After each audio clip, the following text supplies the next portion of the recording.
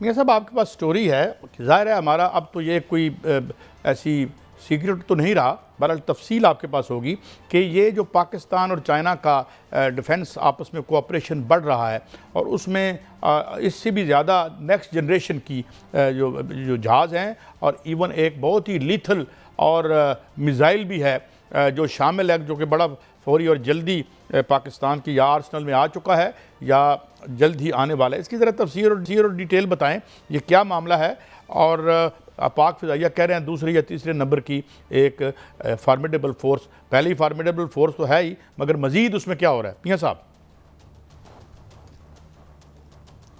काश साहब 6 मई और 10 मई को पाकिस्तानी एयरफोर्स ने और पाक अफवाज ने यह साबित किया कि पाकिस्तानी एयरफोर्स और पाक अफवाज जो हैं वो ना सिर्फ जदीद तरीन टेक्नोलॉजी इस्तेमाल करना जानते हैं बल्कि हौसला भी रखते हैं और दुश्मन के को मुंह तोड़ जवाब देना भी जानते हैं। तो इसी वजह से चीन के साथ जो हमारा पहले से ये बातचीत चल रही थी, अब चीन जो है वो हमें मज़ीद जदीद तरीन हथियार जो है वो देने जा रहा है और उस हवाले से डिस्काउंट पर देने जा रहा है। ये भी मैं बता दूँ, उसमें कुछ गिफ्ट भी हैं जिसमें J-35 तैयारे हैं। ये 5th जनरेशन तैयारे हैं और बड़े जदीद तैयारे हैं।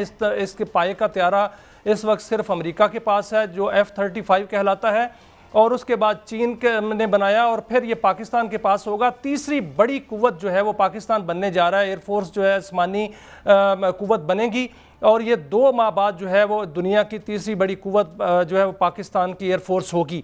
और इसके बाद PL-17 मिज़ाइल जो हैं वो पाकिस्तान को मिलने जा रहे हैं जो कि 400 किलोमीटर फ़ज़ा से फ़ज़ा में मार करते हैं। इससे पाए का कोई मिज़ाइल इस वक्त नहीं है जो फ़ज़ा से फ़ज़ा में मार कर सके और 400 किलोमीटर पर जो है वो अपने हदफ को निशाना बना सके और किसी रडार में नहीं आता और जाकर अपने जो उसका हदफ होता है उसको पिन पॉइंट पर हिट करता है। इसके अलावा जो है जासूसी तैयारा पाकिस्तान को जदीद तरीन मिल रहा है जो कि किसी रडार में नहीं आता और मुकम्मल जासूसी करता है और उसमें इतनी जदीद जो वो आलात हैं और सॉफ्टवेयर है और इतने जदीद जो है वो टेक्नोलॉजी है कि वो भी पाकिस्तान जो है वो दुनिया का दूसरा बड़ा मुल्क होगा जिसके पास ये फैसिलिटी होगी।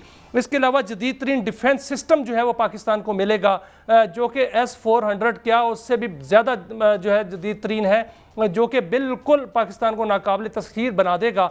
और ये 4 जो बड़े टेक्नोलॉजीज़ पाकिस्तान को मिलने जा रही हैं ये अगस्त तक जो है वो मिल जाएंगी और पाकिस्तान की एयरफोर्स और पाकिस्तान का दिफा अगस्त 2025 में ना सिर्फ नाकाबिल तस्खीर बन जाएगा जो कि हमने पहले साबित किया, बल्कि हम दुनिया की दूसरी और तीसरी बड़ी कुव्वत बन जाएंगे अस्करी तौर पर पाकिस्तानी एयरफोर्स जो कि इससे पहले और कोई नहीं होगा। और भारत के पास जो है वो अभी ये कहा जा रहा है कि राफेल के जो सोर्स कोड है वो फ्रांस से मांगा जा रहा है। हालांकि ये जो हमें टेक्नोलॉजी मिलने जा रही है इसका सॉफ्टवेयर भी मिलेगा, सोर्स कोड भी मिलेगा, ट्रेनिंग जो है हो चुकी है, इसकी जो जितनी परवाज़ें हैं वो हो चुकी हैं, सिर्फ वो खेप पाकिस्तान में ये आना बाकी है जो कि अगस्त तक आ जाएगी और पाकिस्तान के एयरफोर्स में जो है वो शामिल हो जाएगी।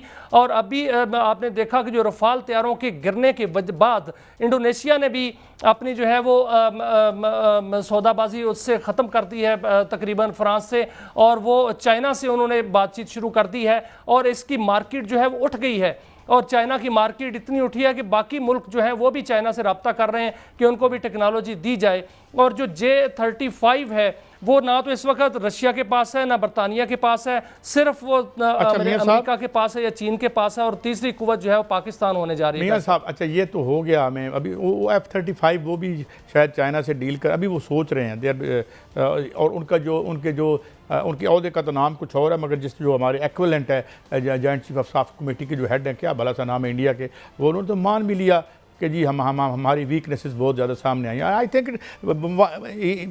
आई would respect him, is a gentleman जिसने जो है ये माना कि जनाब ये वीकनेसेस थी और हम इस पर काम कर रहे हैं, तो ये अच्छी बात है। और मेरे ख्याल में ये जो डेटरेंस है ये एक बड़ी देर तक कायम रहेगा और हमें आगे इसको बेहतर बनाना है। थोड़ा सा यूक्रेन की तरफ जाते हैं, बड़ा विशियसली रिस्पॉन्ड कर रहा है रशिया और उसके पास 6000 फौजियों की जो है वो लाशें हैं यूक्रेनियन। ये क्या हो रहा है और ये बड़ा एक तकलीफ़देह सिचुएशन है। ये कभी एक मुल्क हुआ करता था और आज इस तरीके से मियाँ साहब वो एक दूसरे पर हमले कर रहे हैं, ड्रोन्स से हमले कर रहे हैं। और आप जानते हैं कि जिस तरीके से प्यूटन साहब खासे ज़रा एक वो भी एक हवाले से ट्रंप साहब की तरह बड़े, और ज़ाहिर है इतनी बड़ी ताकत और इतने बड़े बमों पर बैठकर इंसान फिर थोड़ा बहुत उसका बन ही जाता है सिलसिला। तो उधर की भी ज़रा बात कर लें कि वो ये जंग भी रेज कर रही है, और अल्लाह करे ये बंद हो, ख़त्म हो, और कोई उनके दरमियान वाया मीडिया हो, मगर कोई नज़र आ नहीं रहा, क्योंकि ज़ेलेंस्की साहब जो हैं वो बेचारे एक स्टेज से उतर के वन मैन शो करते करते वहाँ के प्रेसिडेंट बन गए हैं, और उन्होंने अपनी आवाम का बेड़ा गर्क करवा लिया है। मियाँ साहब देखिए काजी साहब, जो यूक्रेन है वो पहले हमला तो किया ही रूस ने, और जंग चल रही थी, लेकिन ज़ेलेंस्की ने उसको बैटलफील्ड दोबारा बना दिया है। अब रशिया अपना बदला तो लेगा, सिर्फ यूक्रेन में नहीं, जिस पर उसको शक है वहाँ पर भी बदला लेगा।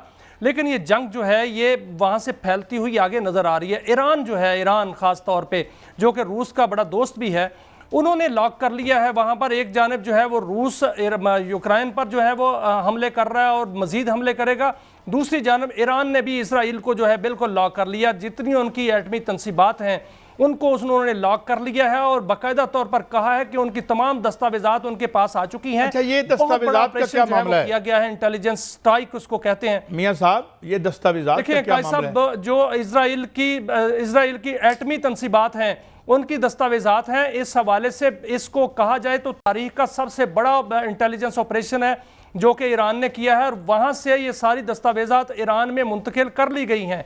उनका एनालिसिस जारी है, उनके जो है नक्शे पढ़ लिए गए हैं बाकायदा तौर पर। उन नक्शों को पढ़कर उसी तरह जो उनकी तंसीबात हैं उनको बाकायदा तौर पर लॉक कर लिया गया है, और उनको ये धमकी दे दी गई है कि अगर कहीं से वहाँ से जुर्रत हुई या उन्होंने वो जंग बंद ना की जो कि वो कसाबों की तरह वहाँ गजा में जो है वो तबाही कर रहे हैं, या उससे आगे मस्जिद अक्सा की तरफ बढ़े, तो वो उनकी तमाम तंसीबात उड़ा दी जाएगी। इस हवाले से बाकायदा तौर पर पैगाम रसानी हो चुकी है, हाईली अनपॉपुलर हो चुके हैं। आज एक बच्ची की वीडियो भी आ रही थी कि उसकी किश्ती को सीज़ कर लिया उन्होंने बच्ची, और वो अपील कर रही थी कि हमें यहाँ से निकाला जाए। मियाँ साहब, एक और भी बड़ा ख़तरनाक ट्रेंड है, और मैं समझता हूँ कि इसको हमें इनकरेज नहीं करना चाहिए, और नेतान्याहू को खुद सोचना चाहिए, क्योंकि वो इसका भी जिम्मेदार है कि हाँ, हमने सुना है कि वहाँ पे जो यहूदी हैं या उनकी जो कॉन्ग्रीगेशंस हैं या उनकी जो कोई इज्तिमा हो रहे होते हैं, वहाँ पे हमले बढ़ते चले जा रहे हैं, और जो ज्यूज़ अमेरिका में और दूसरे मुल्कों में रह रहे हैं